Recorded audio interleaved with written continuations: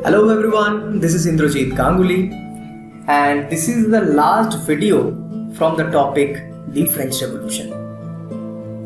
Dear students, many of us never get any opportunity to visit a foreign country.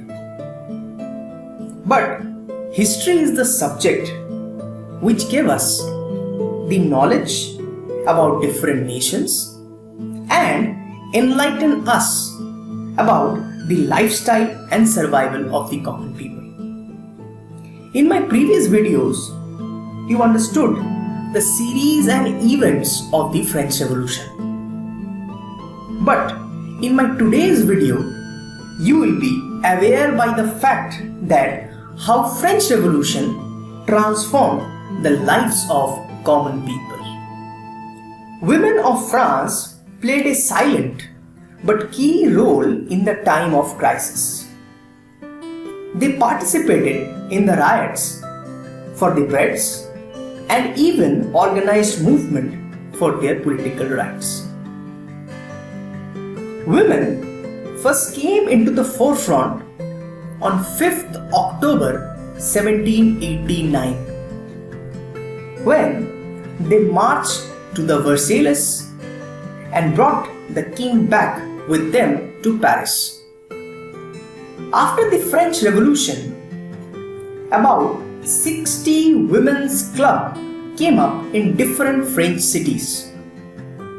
The Society of Revolutionary and Republican Women was the most famous of them. Their main demand was equal political rights as men.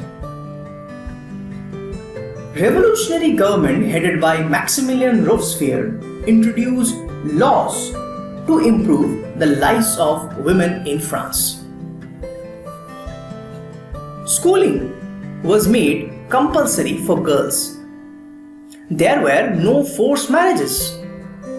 Father could no longer force them to marriage against their will. Marriage was made contract, entered into freely and registered under civil law. Remember students, divorce was made legal applied by both. Eminent writer and women leader Olympe de Gouges made a remarkable contribution for the political rights for the women of France.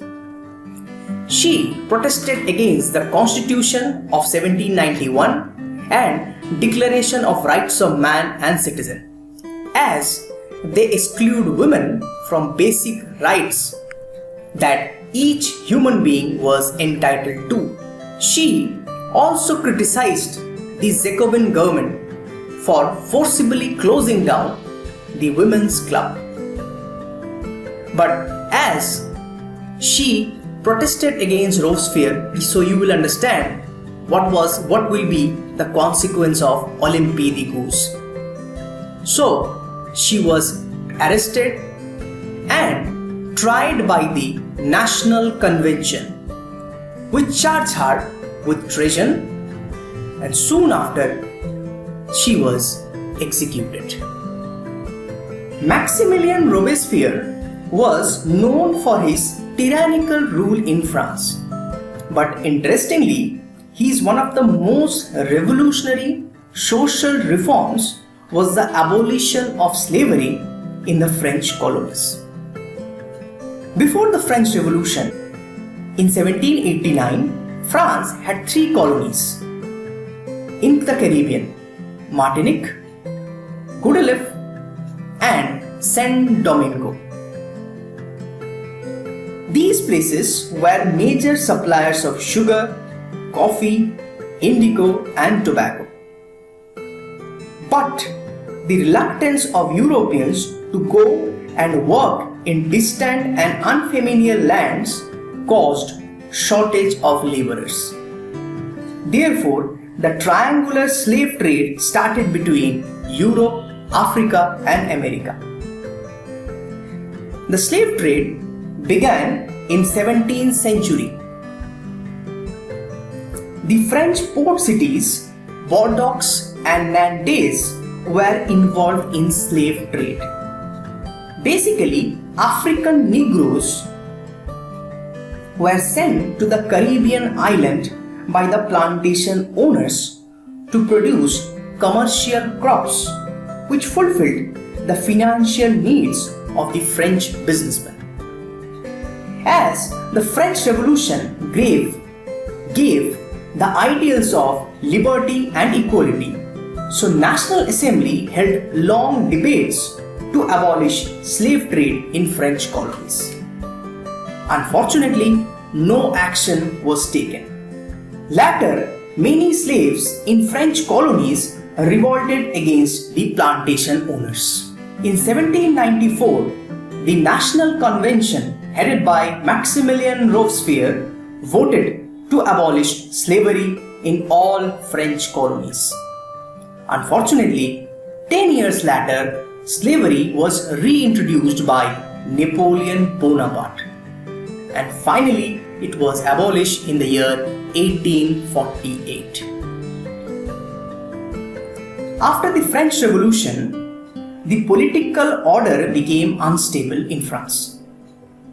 In this situation, a warrior, a despot, a king came into the forefront as the savior of political system of France. His name was Napoleon Bonaparte. He is one of the greatest characters ever had in the history of Europe. Remember student, he is one of my favorite character and I am really fascinating about his personality. The man who stated that impossible is the word that only find in the dictionary of fools. Napoleon was born in Corsica in 1769 and joined the French army as an ordinary warrior. Later, he became the military dictator and finally the Emperor of France. Napoleon was the ruler of France, but he was actually the controller of Europe. He captured many European nations and placed his family members in the charge. In 1804, Napoleon codified many laws under the names of Civil Code of Napoleon. By this code, he protected the rights of private property. He also established uniform system of weights and measures. Gradually, Napoleon became a threat for all European nations. Therefore, many European nations joined together and fought unitedly against Napoleonic forces, which resulted the defeat of Napoleon Bonaparte in the year 1850. After the defeat, he was exiled into the island of St. Helena, where he died in the year 1821.